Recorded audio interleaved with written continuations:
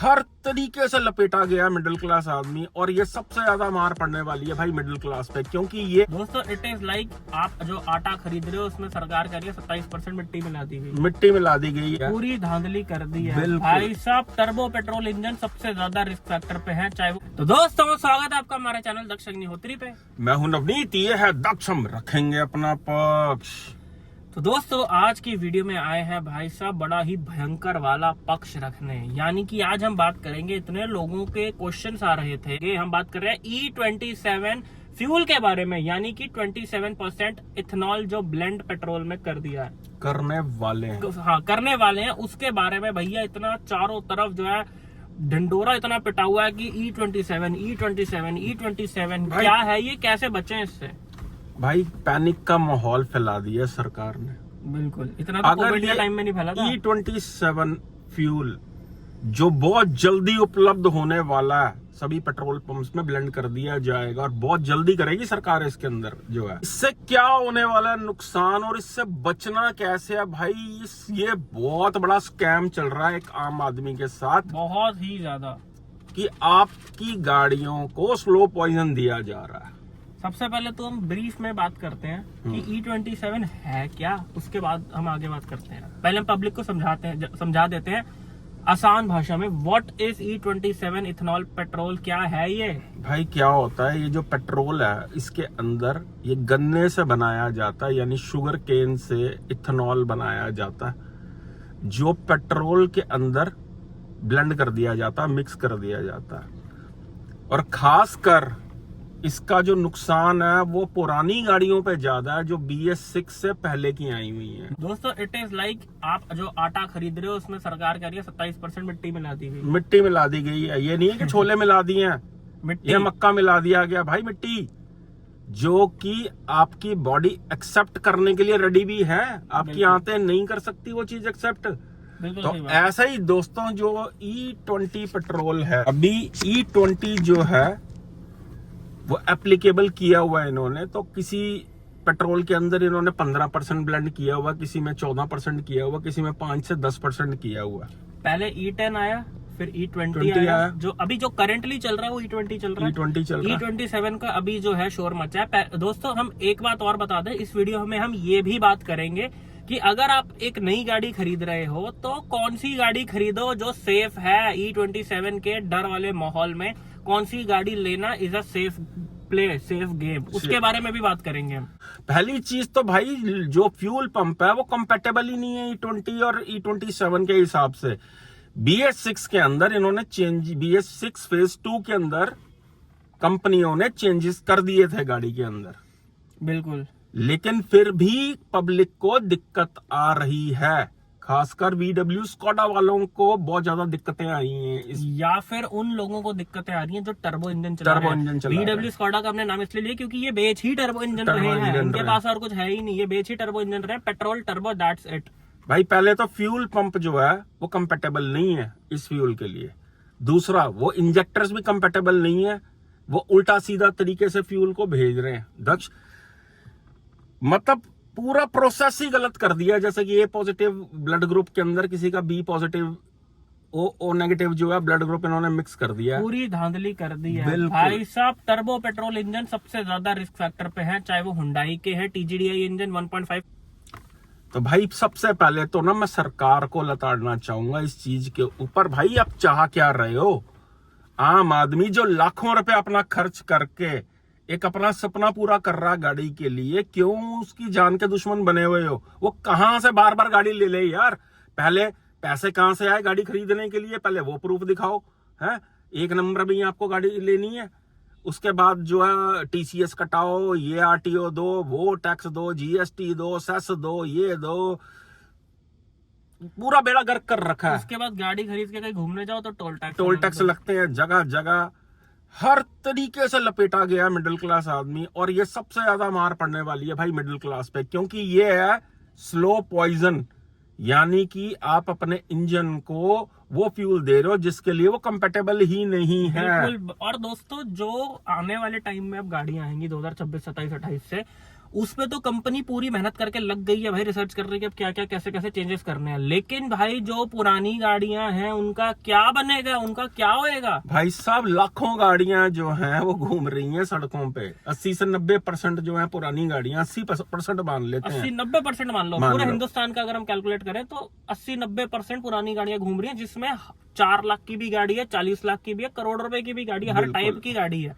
तो भाई ये बहुत ही बुरा हो रहा है पब्लिक के साथ, जो आम आदमी समझ ही नहीं पा रहा कि भाई ये क्या हो रहा है। आपकी गाड़ी ज्यादा वाइब्रेशन देगी, आपकी गाड़ी के इंजेक्टर्स खराब होंगे, आपका फ्यूल पंप उड़ जाएगा, बार बार आपको सर्विस सेंटर जाना पड़ेगा, आपकी गाड़ी में वाइब्रेशंस बढ़ जाएंगी, बहुत जल्दी इंजन डेड होने शुरू हो जाएंगे। और इसका रिजल्ट क्या निकलेगा कि भाई आप नई गाड़ी खरीदो ना, सरकार को उससे टैक्स मिलेगा, जीडीपी ग्रोथ होएगी। भाई आम आदमी क्या भांडे बेचने जाए? सही बात है, हैं? जीडीपी नंबर 1 भाई पे आ इस गई। जीडीपी के ग्रोथ होने का आम आदमी को क्या फायदा मिल रहा है? जब वो गाड़ी तक नहीं खरीद पा रहा। बिल्कुल। और जो गाड़ी उसने खरीदी भी हुई है, वो सेकंड हैंड गाड़ी भी जो खरीदना चाहता है या पुरानी जो खरीद के बैठा हुआ 2-3 सालों से, अब उसके ऊपर तलवार लटक गई है भाई। डीजल तो भाई आप लेने दे नहीं रहे हो, पब्लिक को डरा के रखा हुआ है। दिल्ली एनसीआर में 10 साल का रूल, बाकी स्टेट्स में भी कभी भी लागू हो सकता है जी। भाई एक डर का, पैनिक का माहौल है। डीजल लेने लोगों को जोगा नहीं छोड़ा। पेट्रोल 10 साल कर नहीं सकते, तो पेट्रोल में इतनी चेंजेस कर दो, इतनी चेंजेस कर दो। इलेक्ट्रिक गाड़ियां जो आप बेचना चाहते हो, उसका इंफ्रास्ट्रक्चर आपके पास रेडी नहीं है। भाई क्यों आप आम आदमी का गला पकड़ के बैठे हुए हो इस समय? भाई सरकार से ये विनती है यार, हाथ जोड़ के, ये सब चीजें भाई मत करो, ये कोई ब्लेंडिंग मत करो, इससे गाड़ियों के इंजन खराब होंगे। भाई सच में ही घबराने वाली बात है। मैं कह रहा हूं दक्ष E27 के हिसाब से अगर कंपनी अब इसको कंपेटेबल बना भी देंगी, तब भी इंजन आपके जल्दी खराब होंगे, क्योंकि आपके इंजन बने ही नहीं है मिक्स फ्यूल के लिए। क्या बचाना चाह रही है सरकार? भाई पेट्रोल के पैसे दे रहे हैं, इतना महंगा पेट्रोल है। दिल्ली में फिर थोड़ा रीजनेबल है, 94 के आसपास।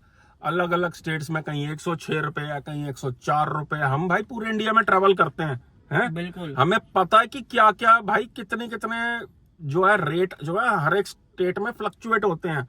भोपाल वगैरह में 107, 108। आप कमेंट करके बताओ कौन सी स्टेट में हो और कितने रुपए लीटर है पेट्रोल आपके वहां पे। दोस्तों जो एक प्रिकॉशन आप अपनी तरफ से ले सकते हो E27 के अगेंस्ट जो आने वाले टाइम में होगा, और खासकर E20 भी जो चल रहा है उसके लिए भी करंटली जो चल रहा है, जो अपनी तरफ से प्रिकॉशन ले सकते हो वो आप ये ले सकते हो कि if you own a petrol vehicle, तो उसमें कोशिश करो कि सिर्फ और सिर्फ प्रीमियम पेट्रोल यानी 95 ऑक्टेन पेट्रोल डलवाओ, जो कि ऑलरेडी महंगा आता है। एंड कुछ स्टेट्स में, जैसे हम भोपाल वगैरह की बात कर रहे थे, मध्य प्रदेश हो गया, वो 115 रुपए का पेट्रोल है। जिन स्टेट्स में डीजल 90-92 रुपए है, वहां पे पेट्रोल प्रीमियम 114 रुपए, 115 रुपए। कितना एक्सपेंसिव है। लेकिन भाई फिलहाल बचने का एक ही तरीका है इस चीज से कि नॉर्मल फ्यूल मत डलवाओ अपनी गाड़ियों में, उसमें ब्लेंडिंग ज्यादा डली हुई है।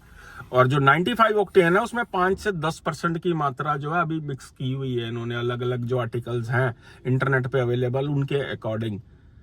क्योंकि आपके पास भाई टर्बो पेट्रोल है या आप नॉर्मल गाड़ी चला रहे हो, कोशिश करो कि 95 ऑक्टेन पेट्रोल डलवाओ, नहीं तो भाई कांड होने वाला गाड़ी का आपकी बहुत जबरदस्त। देखो पहले ही आप गंदा फ्यूल डलवा रहे हो, मेंटेनेंस ज्यादा आएगी, चीजें खराब होंगी, उससे बेटर है थोड़ा महंगा वाला फ्यूल डलवा लो। फिलहाल बचने का यही तरीका नजर आ रहा है, अभी इसके अलावा कोई चीज नहीं है। देखो दोस्तों, मिलावट तो प्रीमियम पेट्रोल में भी है, लेकिन कम है।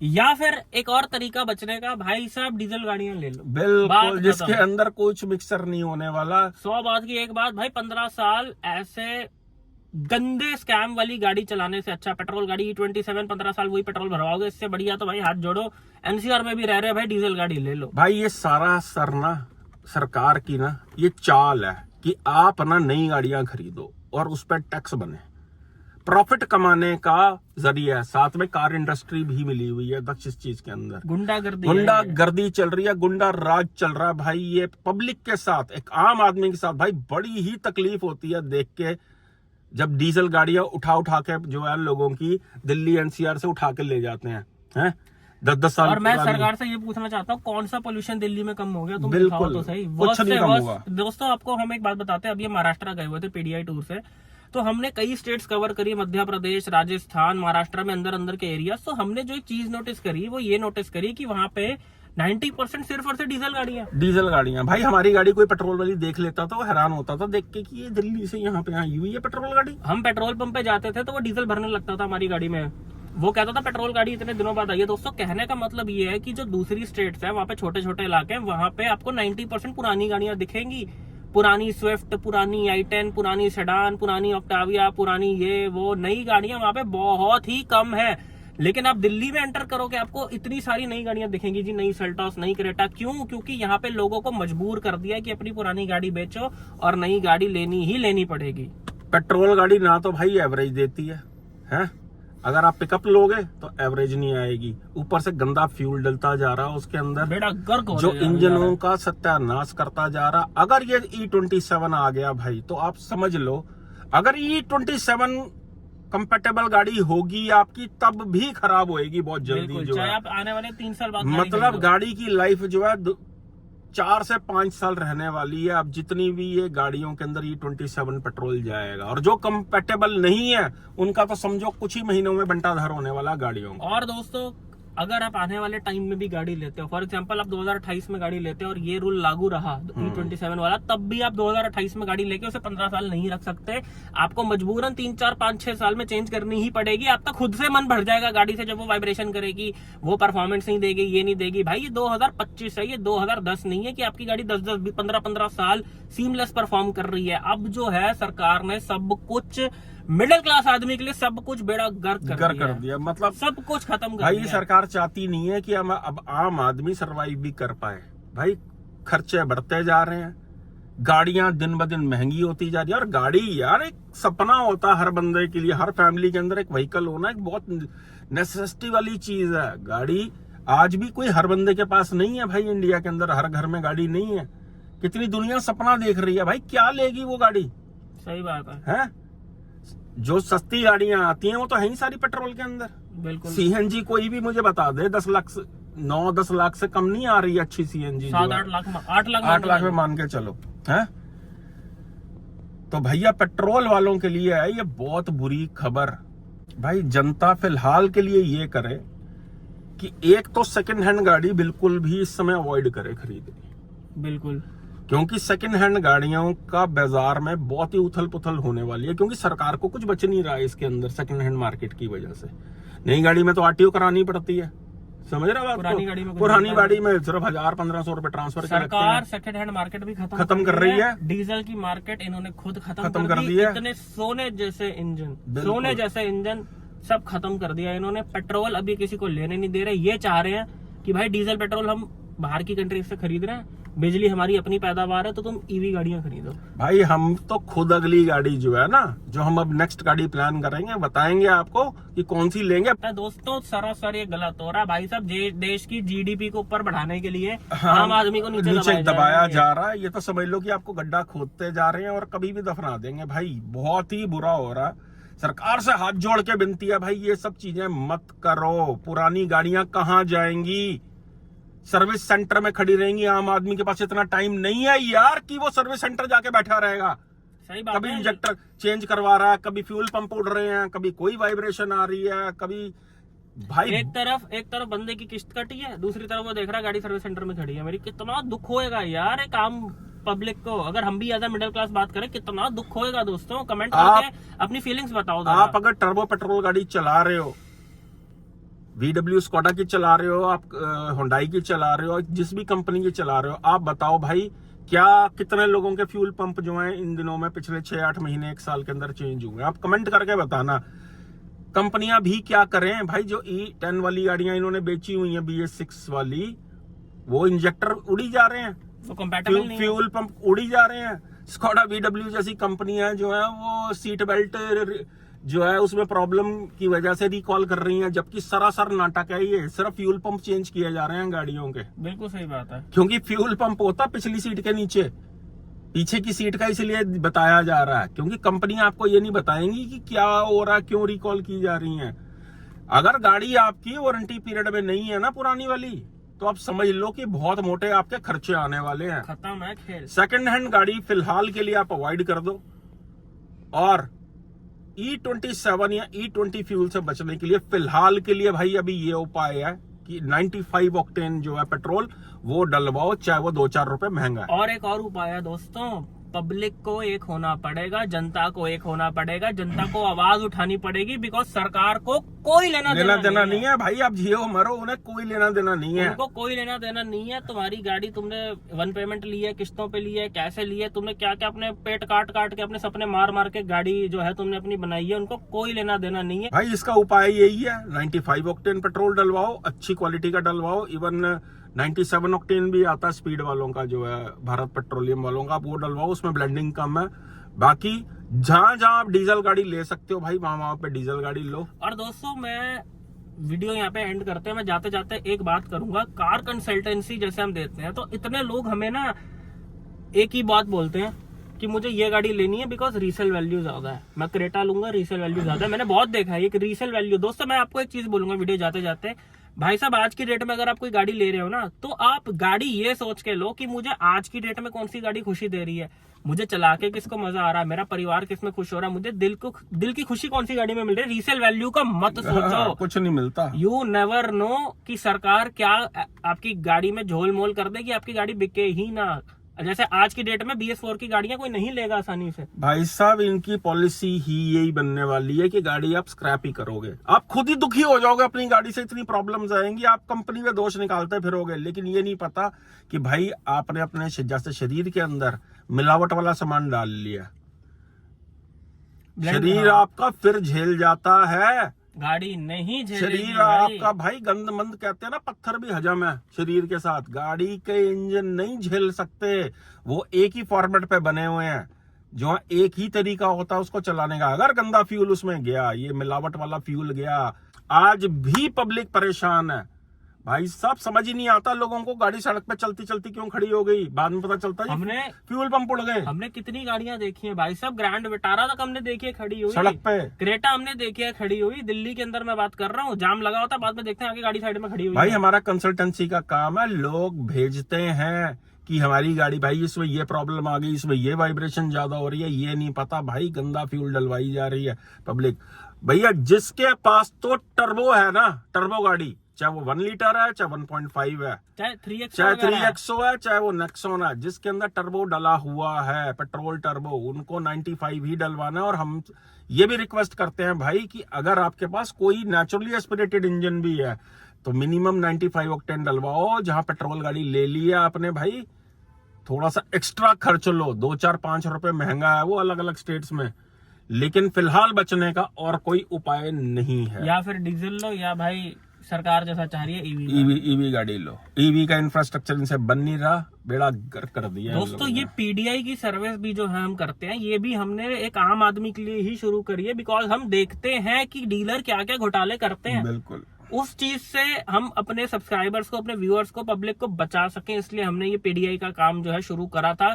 और हम देखते हैं रोजाना यार कि कितनी गाड़ियां रिजेक्ट होती हैं, कितने डीलर जो है लोगों को पागल बना रहे होते हैं। कोई बैटरी बदल दी होती है, किसी में इंजन चेकलाइट बनी आ रही होती है, किसी में सारे सिस्टम चल रहे होते हैं, लोगों को नहीं पता होता। किसी में वायरिंग कटी होती है, किसी में भाई कोई लीकेज होती है, कभी भाई ब्रेक ऑयल तक लीक निकला गाड़ियों का। भाई कहने का मतलब ये है कि सवारी अपने सामान की खुद ही जिम्मेदार है। अगर ना सरकार को लेना देना, ना डीलर्स को लेना देना, आपको अपने पैसों की खुद वैल्यू है तो आपको PDI यानी प्री डिलीवरी इंस्पेक्शन जरूर करवानी है, और हमसे करवानी है। तो ये नीचे आ रहा हमारा नंबर। आपके प्यार और ट्रस्ट के लिए भाई बहुत बहुत धन्यवाद कि आप ऑल इंडिया हम बाप बेटे को इनवाइट करते हो, बुलाते हो प्री डिलीवरी इंस्पेक्शन के लिए। अभी हम 17 तारीख को दिल्ली से लखनऊ भी आ रहे हैं 17 अगस्त 2025। आप ये वीडियो जब भी देख रहे हो, मैं बता रहा हूँ 17 अगस्त।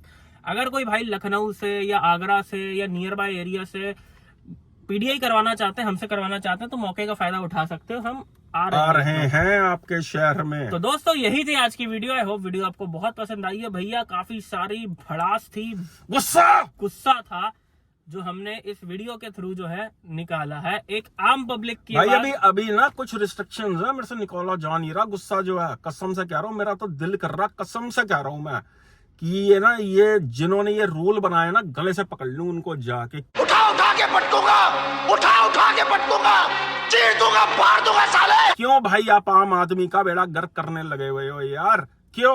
लोगों की मेहनत की कमाई। कोई सरकार गाड़ियां दिला रही है क्या हाँ। लोगों को? भाई साहब ये देश को कोई सरकार नहीं चला रही है, ये देश खुद ही चली जा रहा है। एक बारी ना भैया हमारा ना बहुत ज्यादा रोड ट्रिप्स होते हैं हमारे, हम देख रहे होते हैं दुनिया कैसे चल रही है।